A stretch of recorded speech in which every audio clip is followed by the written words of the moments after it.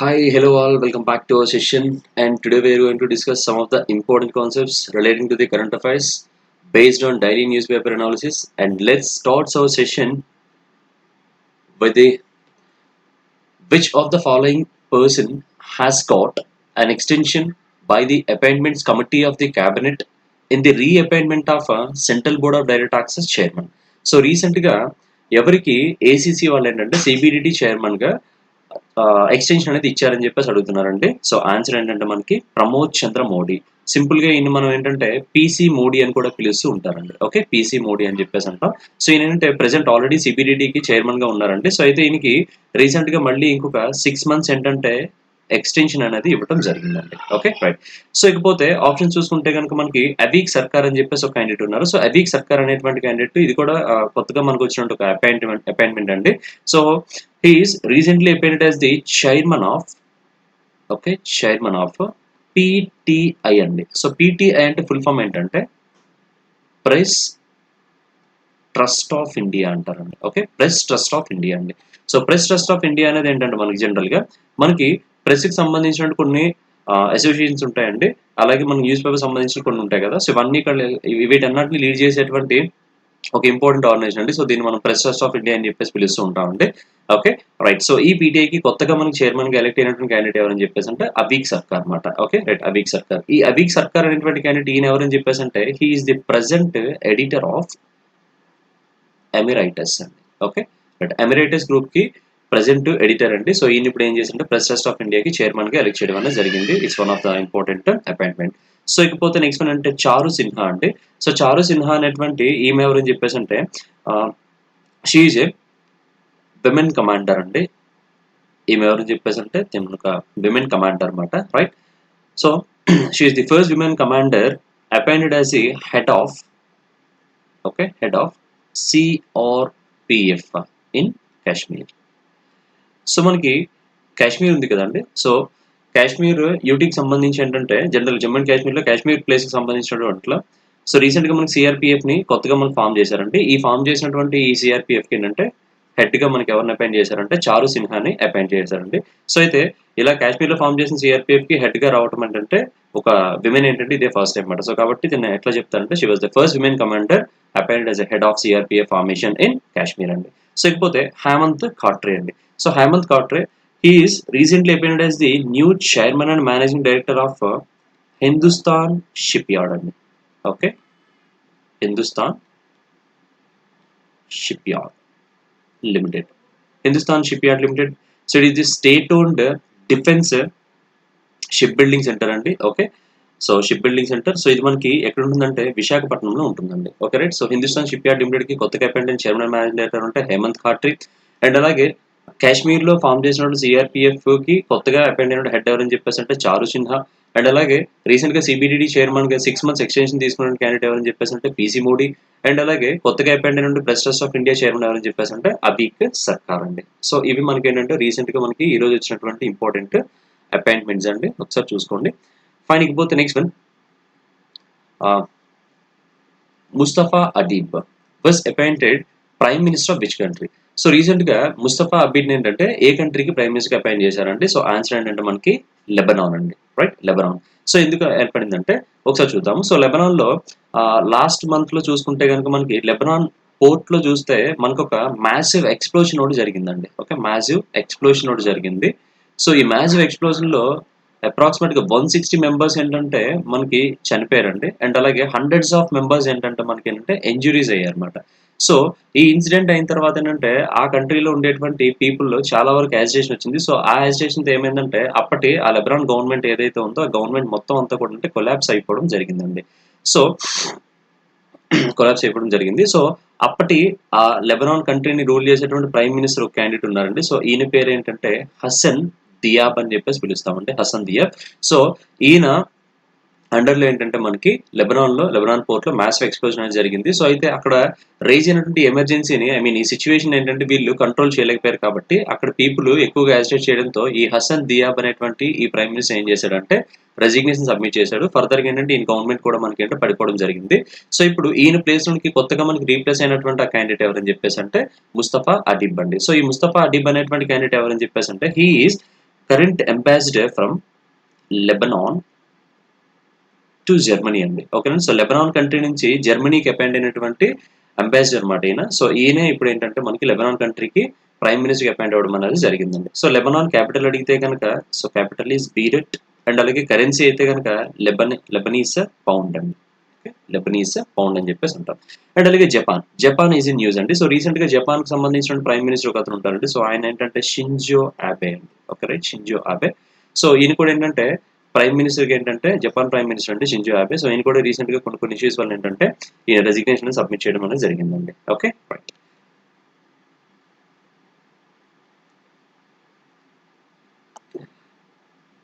And which state government decided to set up exclusive anti-electricity theft police stations in every district of state to address the problem of frequent cases of power theft.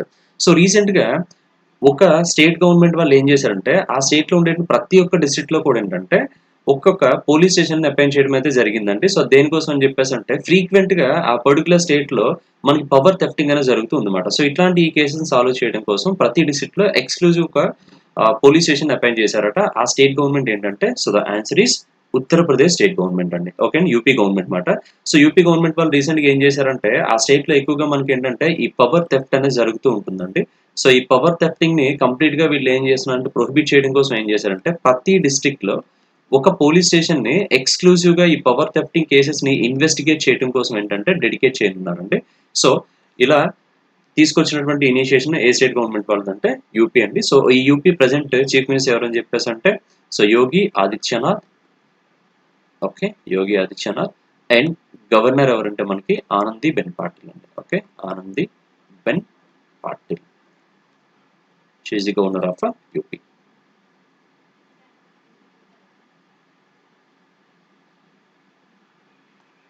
And which state has appointed India's first women ambulance driver under a new initiative by its chief minister? So రీసెంట్గా ఏ state వాళ్ళు ఇండియాలో first time ఒక ambulance డ్రైవర్గా ఒక విమెన్ని appoint చేయడం జరిగిందని చెప్పేసి అడిగారండి. సో ఆ స్టేట్ ఏంటంటే మనకి తమిళనాడు అండి. రైట్, తమిళనాడు స్టేట్ గవర్నమెంట్ వాళ్ళు ఏం చేశారంటే ఫస్ట్ టైం ఒక విమెన్ ఏం చేశారంటే అంబులెన్స్ డ్రైవర్గా అపాయింట్ చేయడం అనేది జరిగింది అనమాట. ఓకే అండి, రైట్. సో ఆ present chief minister of Tamil Nadu ఎవరని చెప్పేసి అంటే ఎడప్పాడి పళనిస్వామి అండి. Edappadi Palaniswami.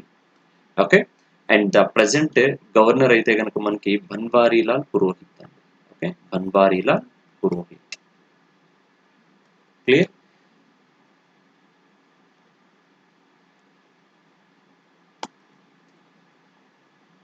And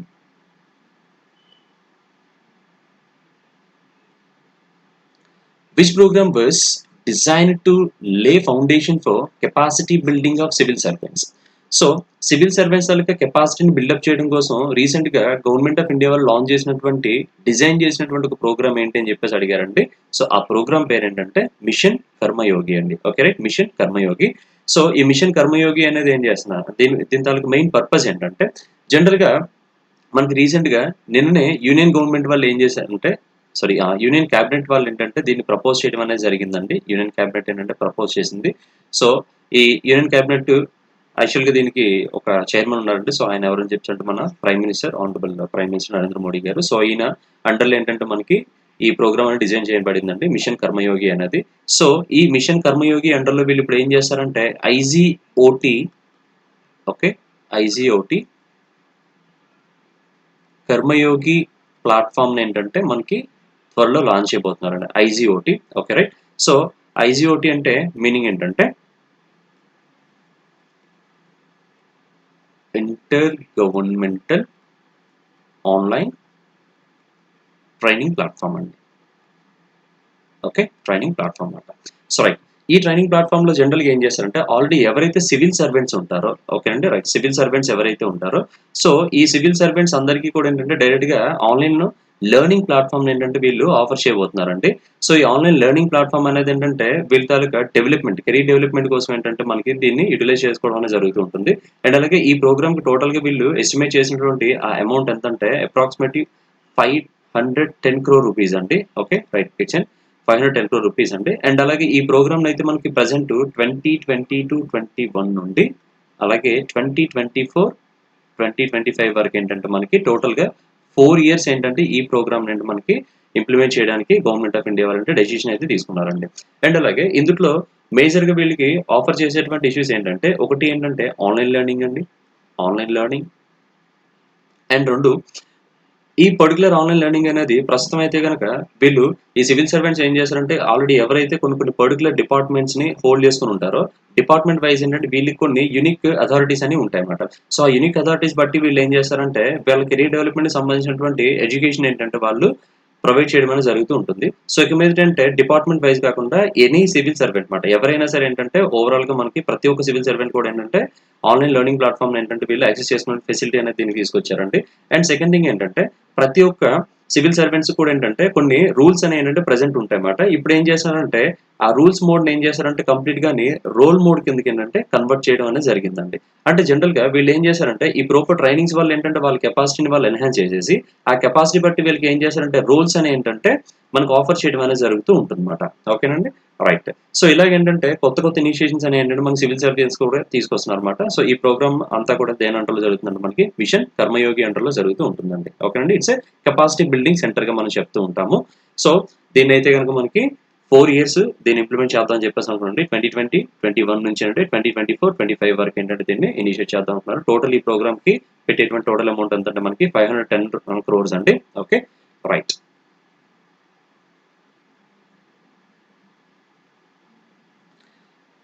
And IRDAI constituted a 6-member working group headed by whom to examine various aspects for allowing life insurance companies to offer index linked products అండి. Okay, right. So recent గా IRDA వాళ్ళు ఏం చేశారంటే ఒక 6-member వర్కింగ్ గ్రూప్ కమిటీని వేశారట. So దానికి head గా ఎవరున్నారని చెప్పేసి అడుగుతున్నారండి.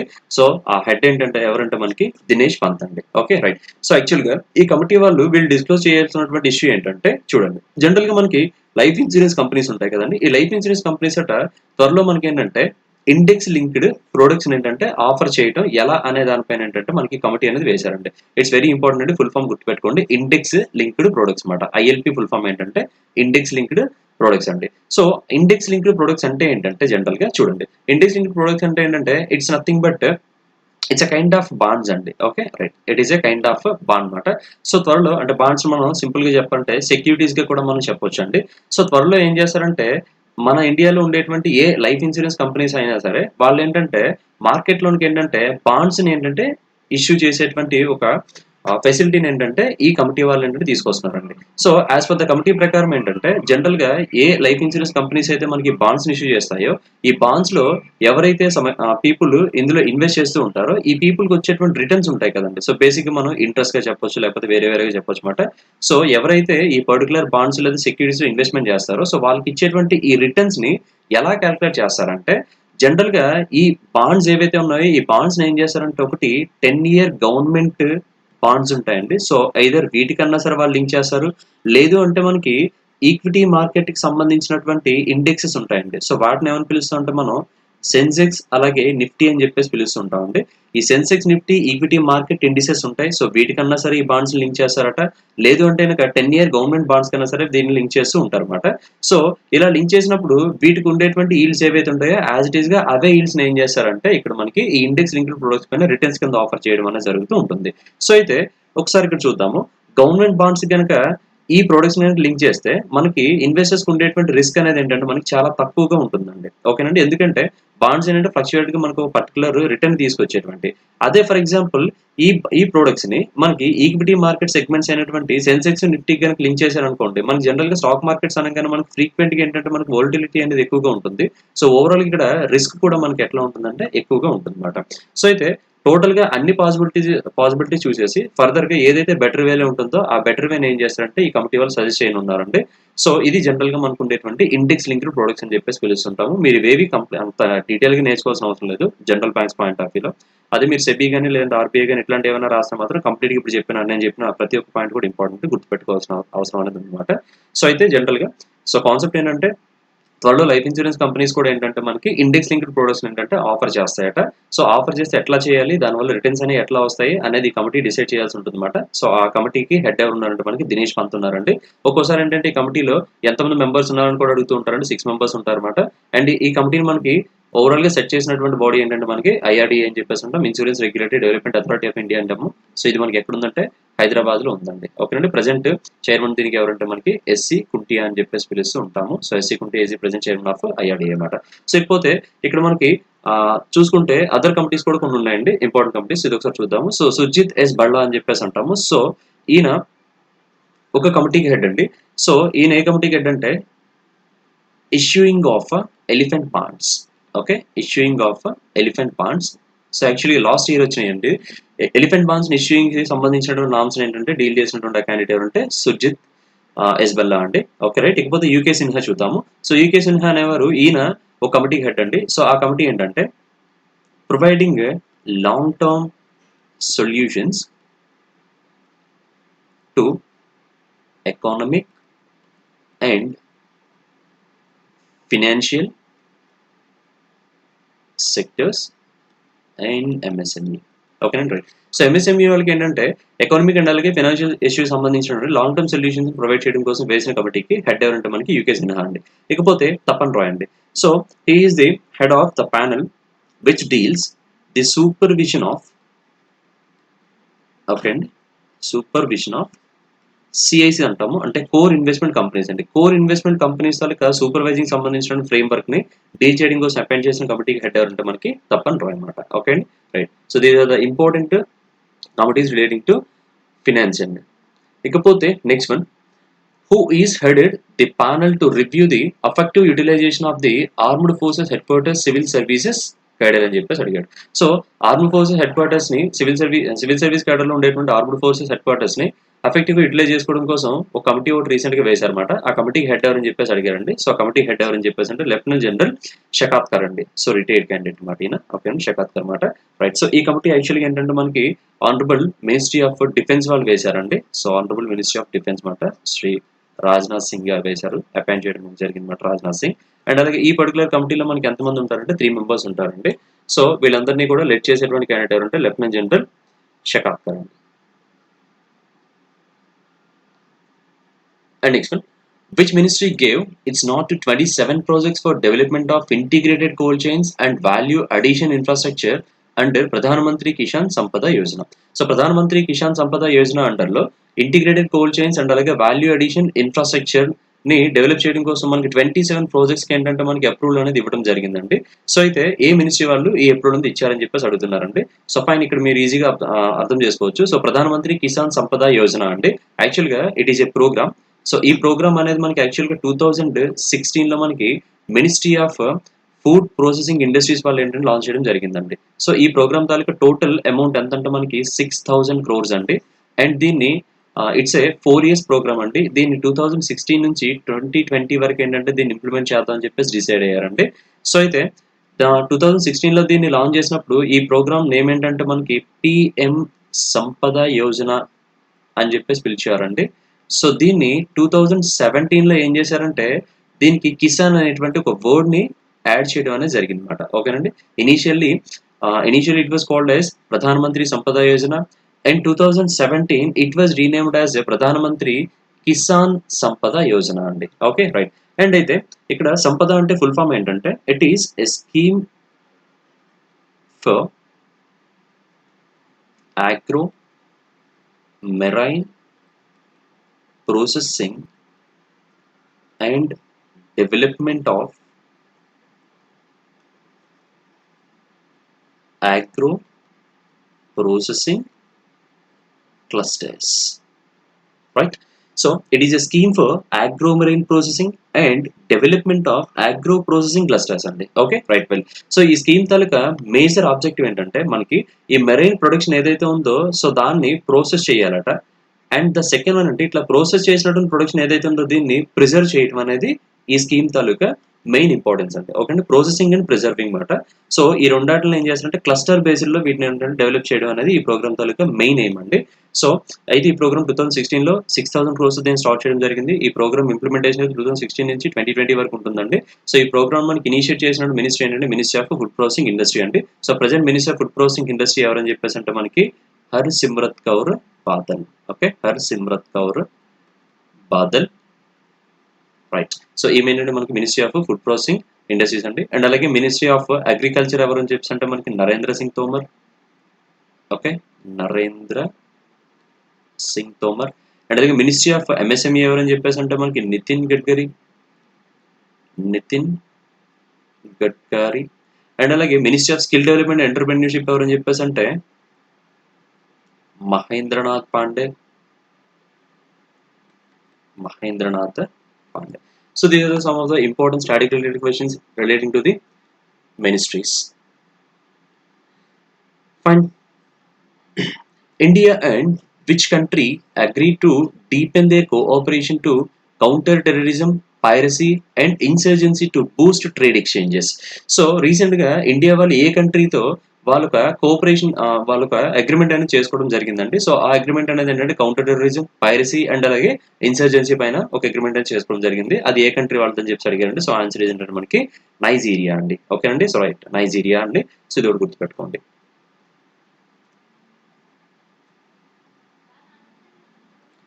And next one, which countries are to hold bilateral naval exercise Indra 2020 in Andaman Sea? So Indra 2020 అనేటువంటి నేవల్ ఎక్సర్సైజ్ ని అండమాన్ సీలో త్వరలో ఏంటంటే మనకి ఎంగేజ్ చేస్తున్నారండి. సో ఈ ఇంద్రా 2020 అంటే అనేటువంటి నేవల్ ఎక్సర్సైజ్ ని ఏ కంట్రీస్ ఏంటంటే మనకి హోల్డ్ చేస్తున్నాయని చెప్పేసి అడిగారండి. So the answer is Indra 2020. Answer is చూడండి, ఇంద్రా అంటే సో ఇండియా అండ్ రష్యా అండి. Okay right, Indra, India, Russia. So the answer is India and Russia అండి. అలాగే నిన్ననే మనం ఒక అప్డేట్ కూడా నేర్చుకున్నాము. ఇండియా అండ్ రష్యా వాళ్ళు ఏంటంటే యాక్చువల్గా మనకు ఒక మల్టీలేటరల్ మిలిటరీ ఎక్సైజ్ కూడా చేస్తున్నారండి. సో దాని పేరంటే కవకాజ్ అని చెప్పేసి పిలుస్తామండి, కవకాజ్ 2020. So it will be going to held in Russia. So ఇది మనకు రష్యాలో జరగాల్సినటువంటి ఎక్సర్సైజ్. ఇదైతే మనకి సెప్టెంబర్ 15 నుంచి 26 సెప్టెంబర్ వరకు జరగాల్సినటువంటి ఎక్సర్సైజ్. కాకపోతే ఏంటంటే డ్యూ టు కోవిడ్ పాండమిక్ వల్ల ఏంటంటే దీన్ని పోస్ట్పోన్ అనేది చేశారండి. ఓకేనండి, ఐ మీన్ ఈ ఎక్సర్సైజ్ నుంచి ఇండియా అయితే మనకి విత్డ్రాన్ అయింది. సో ఇవి మనకి ఇండియా అండ్ రష్యాకి సంబంధించినటువంటి ఎక్సర్సైజ్ సంబంధించిన కొన్ని అప్డేట్ అనమాట. సో అలాగే మన స్టాటిక్ పాయింట్ ఆఫ్ లో కూడా కొన్ని ఎక్సర్సైజ్ నేమ్స్ అడుగుతూ ఉంటారండి. సో ఇది ఒకసారి మనం చూద్దాము. అండ్ అలాగే మనకి రైట్, ఇండియా నేపాల్. ఇండియా నేపాల్కి అయితే కనుక మనకి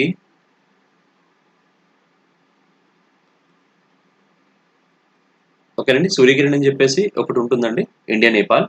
ఓకే రైట్, వెల్ ఇది ఒకటి గుర్తుపెట్టుకోండి. అండ్ అలాగే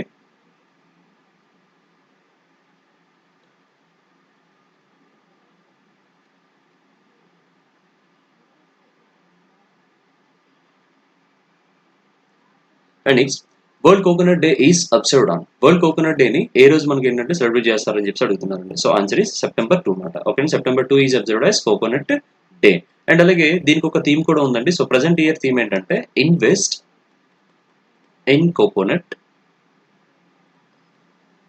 okay, coconut to save the world. ఓకేనండి, సో మనకి థీమ్స్ కూడా అడుగుతూ ఉంటాడండి. ఒక్కోసారి డైరెక్ట్ గా డే ఇచ్చి డేట్ ఇచ్చేసి దాని థీమ్ ఏంటని చెప్పి అడుగుతూ ఉంటాడు, లేదా డైరెక్ట్ గా థీమ్ ఇచ్చేసి అది ఏ డేకి సంబంధించిన కూడా అడుగుతూ ఉంటాడండి. సో అలాగే some of the static related question చూద్దాము. సో సెప్టెంబర్ 1 ఇంపార్టెన్స్ ఏంటంటే మనకి world letter writing day. World letter writing day. And అలాగే September 3 ఇట్ ఈస్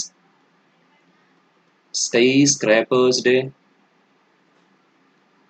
అండ్ అలాగే September 5 is national teachers day. So అయితే ప్రతి ఒక్క డేకి ఏంటంటే థీమ్స్ అనేవి ఉండవు. ఒకవేళ థీమ్ ఉంటే మాత్రం కంపల్సరీగా అది కూడా మనకి ఇంపార్టెంట్, ఒకసారి అది కూడా నేర్చుకోవాల్సి ఉంటుంది. And which one of the following UTs were integrated in the one nation one ration card scheme. So యాక్చువల్గా మనకి ఓఆర్ అని చెప్పేసి అంటామండి. ఓఎన్ఓఆర్ అండి. Okay right, one nation one ration card scheme అని చెప్పేసి పిలుస్తాము. సో ఈ one nation one ration card scheme లోకి కొత్తగా మనకి ఇంటిగ్రేట్ అయినటువంటి రెండు యూటీస్ ఏంటని చెప్పేసి అడిగారండి. సో ఆన్సర్ ఏంటంటే మనకి లడాక్ అండ్ లక్షద్వీప్ మాట. సో ఈ రెండు యూటీస్ తో ప్రస్తుతానికి ఈ స్కీమ్ లో ఉండేటువంటి టోటల్ స్టేట్స్ అండ్ యూటీస్ ఎన్ని అంటే మనకి 26 వరకు వచ్చినాయండి. సో యాక్చువల్గా ఏం చేస్తుంది ఈ స్కీమ్ లో అని చెప్పేసి అంటే యాక్చువల్గా one nation one ration card అండి. అంటే ఏంటంటే ఇండియా అంతటికి ఏంటంటే ఒకే ఒక రేషన్ కార్డ్ అనేది ఉంటుంది అనమాట. అంటే ఇది ఎవరి కోసం అని చెప్పేసి అంటే జనరల్ గా ఒకసారి చూద్దాము. మనకి నేషనల్ ఫుడ్ సెక్యూరిటీ యాక్ట్ అని చెప్పేసి ఉంటుంది 2013 అనమాట. సో దీని అండర్ లో మనకి కొంతమంది మనకి ఎవరైతే పీపుల్ ఉంటారో సో వైట్ కార్డ్ హోల్డర్స్ అని చెప్పేసి పిలుస్తామండి. ఈ వైట్ కార్డ్ హోల్డర్స్ అందరికీ కూడా ఏం చేస్తాం మనం పబ్లిక్ డిస్ట్రిబ్యూషన్ సిస్టమ్ ద్వారా మనకి ఫుడ్ సప్లై అనేది చేస్తూ ఉంటారన్నమాట. సో అయితే జనరల్‌గా ఈ ఫుడ్ అనేది డిస్ట్రిబ్యూట్ చేయాలని చెప్పేసి అంటే జనరల్‌గా మనకి ఇప్పుడు ఉండేటువంటి ఎగ్జిస్టింగ్ ఎలిజిబిలిటీ క్రైటీరియా ఏంటంటే సో ఎవరికి ఏ స్టేట్‌లో అయితే ఐ మీన్ ఏ ప్లేస్‌లో అయితే రేషన్ కార్డ్ అనేది ఉంటుందో ఆ ప్లేస్‌లో మాత్రమే వాళ్ళేంటంటే ఈ ఫుడ్ డెలివరీస్‌ని ఏంటంటే మనము తీసుకోవడం అనేది జరుగుతూ ఉంటుందన్నమాట. సో కాకపోతే ఇక్కడ ప్రాబ్లమ్ ఎక్కడొస్తుందంటే మైగ్రెంట్స్ ఉంటారండి. ఓకే. మైగ్రెంట్ పీపుల్ ఉంటారన్నమాట. సో మైగ్రేషన్ అనేది దేనికెళ్తూ ఉంటారని చెప్పేసి అంటే నార్మల్‌గా మనకి ఇప్పుడు వర్క్ పాయింట్ ఆఫ్ వ్యూలో చాలా మంది పీపుల్ ఏం చేస్తారంటే ఒక ప్లేస్ నుంచి ఇంకో ప్లేస్ కంటే మైగ్రేట్ అవుతూ ఉంటారన్నమాట. సో ఇలా మైగ్రేట్ అయ్యేటువంటి పీపుల్ మరి ఒక ప్లేస్‌లో వాళ్ళకి రేషన్ కార్డ్ ఉందనుకోండి. మరి వీళ్ళు ఇంకో కొత్త ప్లేస్‌కి వెళ్ళేటప్పుడు వాళ్ళకక్కడ ఫుడ్ డెలివరీస్ అనేవి జరగవన్నమాట. సో ఇలాగ వీళ్ళు మైగ్రేట్ పీపుల్‌కేంటంటే ఎక్కువగా ఇబ్బంది కలుగుతుంది కాబట్టి సో ఇప్పుడు ఉండేటువంటి రేషన్ కార్డ్స్ అన్నటివి కూడా మనకు త్వరలో ఏం చేస్తున్నారంటే అప్‌గ్రేడ్ చేస్తున్నారండి. సో ఆల్రెడీ మన డ్రైవ్ రేషన్ కూడా స్టార్ట్ అయిపోయింది. సో ఇప్పుడు ఈ స్కీమ్ ప్రకారం ఏంటంటే ఎక్కడ మనకి రేషన్ కార్డ్ ఉన్నా సరే దాని తాలూకా ఫుడ్ డెలివరీస్ అనేవి ఏంటంటే ఎంటైర్ ఇండియాలో మనం ఎక్కడి నుంచైనా సరే తీసుకోవచ్చన్నమాట. సో ఆ స్కీమ్‌ని ఏమని పిలుస్తా ఉంటాం మనం one nation one ration card అని చెప్పేసి పిలుస్తూ ఉంటామండి. ఓకేనండి.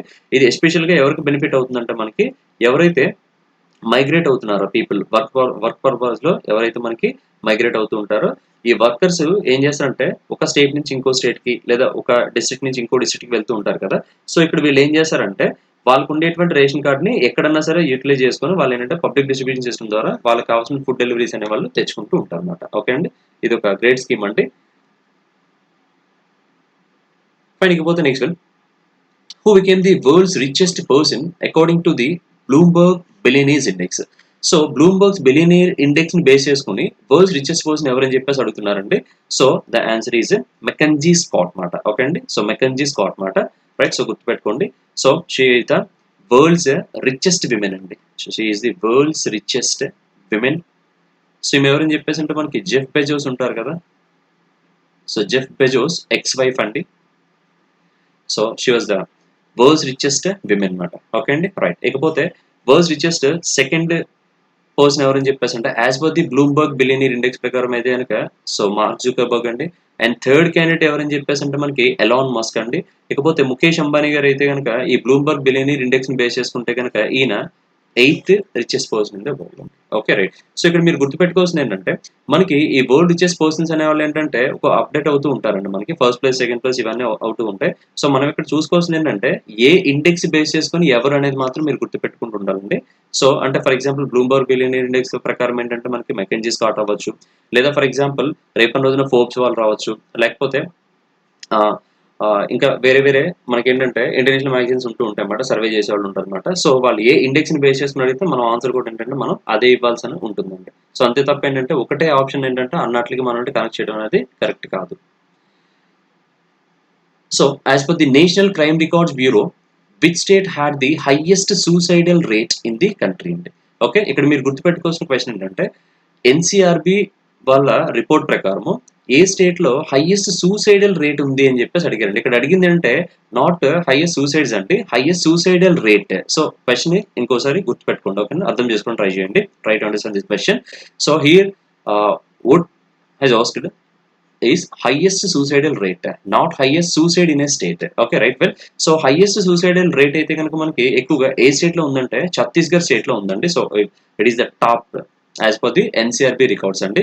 సో ఇందులో అయితే ఎంత ఉంటుందంటే 26.4% ఉంటుందంటండి ఈ స్టేట్ లో మనకి సూసైడల్ రేట్ అనేది. ఇకపోతే సెకండ్ ప్లేస్ లో అయితే మనకి ఏంటంటే కేరళ ఉందండి. సో ఈ స్టేట్ లో ఉండేటువంటి ఆ సూసైడల్ రేట్ ఎంతంటే మనకి 24.3% అండి. ఇకపోతే థర్డ్ ప్లేస్ లో అయితే కనుక మనకి తెలంగాణ ఉందండి. సో ఈ స్టేట్ లో అయితే మనకి 20.6% ఉందండి. సో ఇవేంటంటే మనకి టాప్ 3 ఉండేటువంటి highest suicidal rate in Indian country అండి. ఓకే అండి. అలా కాకుండా మనకి హైయెస్ట్ ఫార్మర్ సూసైడ్స్ ఎక్కువగా ఏ స్టేట్ లో జరుగుతాయని చెప్పేసి అడిగాడు అనుకోండి. Highest farmer suicides not suicide rate అయితే ఛత్తీస్గఢ్ అండి. అదే హైయెస్ట్ ఫార్మర్ సూసైడ్స్ అయితే మాత్రం ఏంటంటే ఫస్ట్ ప్లేస్ అయితే కనుక మనకి మహారాష్ట్ర అండి. ఈ లిస్ట్ లో అయితే ఆంధ్రప్రదేశ్ అయితే మనకి థర్డ్ ప్లేస్ లో ఉందండి. ఓకేనండి. రైట్. థర్డ్ ప్లేస్ లో ఉంది అన్నమాట.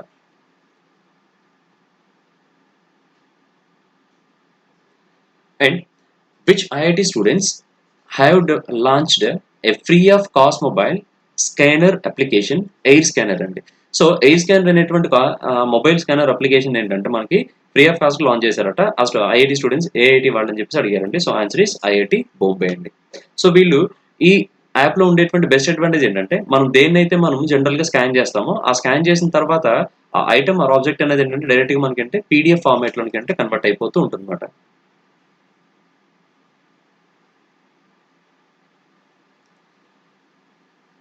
And which company limited has introduced an artificial intelligence powered voice chatbot Lico. Okay, right? Lico on Google Assistant. So recent గా ఏ కంపెనీ లిమిటెడ్ వాళ్ళు ఏంటంటే ఆర్టిఫిషియల్ ఇంటెలిజెన్స్ ని ఒక వాయిస్ చాట్బోట్ ని రిలీజ్ చేశారట. సో దాని పేరు ఏంటంటే లిగో అండి. ఓకేనండి, రైట్. సో ఏ కంపెనీ వాళ్ళు దీన్ని ఇంట్రడ్యూస్ చేశారని చెప్పేసి అంటే ఐసిఐసి ప్రుడెన్షియల్ లైఫ్ ఇన్సూరెన్స్ అండి. ఓకే అండి, ICIC Prudential life insurance company ఉందండి. So ICIC Prudential life insurance company వాళ్ళు ఏంటంటే సో కస్టమర్ క్వరీస్ ని ఓకే అండి, కస్టమర్ క్వరీస్ ఏంటంటే సాల్వ్ చేయడం కోసం ఏంటంటే వీళ్ళకి ఆర్టిఫిషియల్ ఇంటెలిజెన్స్ అయితే తీసుకురావడం జరిగింది. సో ఆ వాయిస్ చాట్బోట్ నేమ్ పేరు ఏంటంటే మనకి లిగో అండి. Okay, LiGo. So it's good, important, గుర్తుపెట్టుకోండి. Right. So defence minister Rajnath Singh is to visit which of the following one country from September 3, 2020 to September 5, 2020. So September 3 నుంచి సెప్టెంబర్ 5 వరకు ఏంటంటే defence minister Rajnath Singh గారు ఏంటంటే ఏ ప్లేస్ కి విజిట్ పర్పస్ వెళ్ళారని చెప్పేసి అడిగారండి. So the answer is Russia అండి. సో ఈయన ఎందుకు వెళ్ళారంటే is going to be attend defence ministers, right, defence ministers Shanghai Cooperation Organisation Summit అండి. Right, defence ministers Shanghai Cooperation Organisation Summit కి అటెండ్ అవ్వడం కోసం ఏంటంటే ఈయన రష్యా వెళ్ళారండి. సో ఇది ఒకటి గుర్తుపెట్టుకోండి.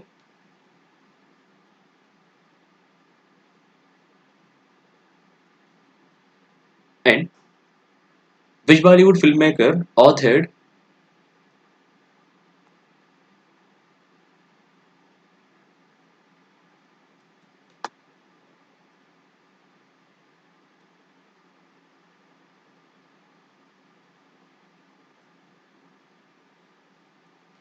okay, right, which Bollywood filmmaker authored a children's picture book titled The Big Thoughts of Little Love, inspired by his twins Yesh and Ruhi అండి. రైట్. సో రీసెంట్గా ఏంటంటే ఏ Bollywood film maker the big thoughts of little love అనేటువంటి book ని author చేశారని చెప్పేసి అడుగుతున్నారు అనమాట. So it's an inspiring book అట. సో ఎవరిని చూసి ఏం రాశారని చెప్పి ఆయన పిల్లలు అనమాట, twins. So Yash and Roohi అండి. So answer is Karan Johar అండి. Okay, right. సో ఇంపార్టెంట్ అండి, గుర్తుపెట్టుకోండి. మనకు బుక్స్ అండ్ ఆథర్స్ అయితే కనుక మనకి నార్మల్ గా బుక్ ఇచ్చేసి దాని ఆధార్ ఎవరని చెప్పేసి అడగచ్చు, లేదా ఆధార్ నేమ్ ఇచ్చి ఆయన రాసిన బుక్ ఏంటని కూడా అడగచ్చు అండి. So thank you. I hope you are all enjoying my content. If you have any doubts, please mention your doubts in comment section. Thank you.